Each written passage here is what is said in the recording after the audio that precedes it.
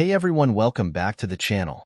Today, we're diving into a topic that's often overlooked but can cause a lot of trouble for your car: the symptoms of an overcharged AC system. Now, you might be thinking, overcharged? I thought more refrigerant meant better cooling. Well, that's not exactly the case. An overcharged AC can actually do more harm than good. So, what are the signs your car's AC is overcharged? Let's start with the most obvious one: reduced cooling efficiency. If your AC is blowing warm air or just not as cold as it used to be, it might be because there's too much refrigerant.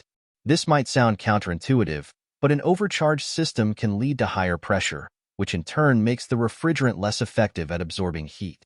It's like trying to cram too many clothes into a suitcase. You think it'll fit, but then the zipper won't close properly. Another symptom to watch out for is strange noises coming from the AC compressor. If your AC is overcharged, the compressor has to work harder, which can cause it to make whining or groaning noises. Imagine carrying a backpack that's too heavy.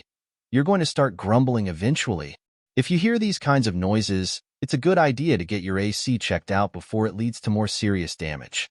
You might also notice that your car's engine is overheating. An overcharged AC system puts extra strain on the engine, causing it to work harder and potentially overheat. This is especially noticeable when you're stuck in traffic on a hot day. If your temperature gauge is creeping up into the red zone and your AC isn't cooling properly, it could be a sign of too much refrigerant. Let's talk about the AC compressor clutch. This little component engages and disengages the compressor to regulate the refrigerant flow. In an overcharged system, the clutch can cycle on and off rapidly or fail to engage at all. Think of it like flipping a light switch on and off repeatedly. Eventually, the switch is going to wear out. If you notice your AC cycling on and off more frequently than usual, it might be overcharged. Excessive frost buildup is another clue. While some frost on the AC lines can be normal, too much frost indicates that there's an imbalance in the system. This happens because the excess refrigerant can cause the evaporator coil to freeze up. It's like when you leave a soda can in the freezer too long. It's not going to end well. Now, let's not forget the potential for refrigerant leaks. You might think that adding more refrigerant would just result in better cooling, but overcharging can actually cause seals and hoses to fail, leading to leaks. It's like blowing up a balloon too much. Eventually, it's going to pop.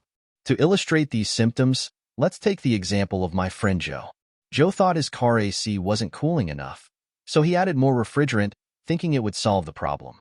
Instead, his AC started making weird noises, and his engine temperature began rising. After a trip to the mechanic, he found out that his AC was overcharged. The mechanic had to remove the excess refrigerant to get everything back to normal. Joe learned the hard way that more isn't always better. If you suspect your car's AC is overcharged, the best course of action is to visit a professional. They have the right tools to measure the refrigerant levels and ensure everything is balanced. Trying to fix it yourself without proper knowledge can lead to more issues and potentially expensive repairs. So, what do you think? Have you ever experienced any of these symptoms with your car's AC? Do you have any tips or stories about dealing with AC issues? Let's get a conversation started in the comments below. And don't forget to like, share, and subscribe for more car maintenance tips and tricks. Thanks for watching, and stay cool out there.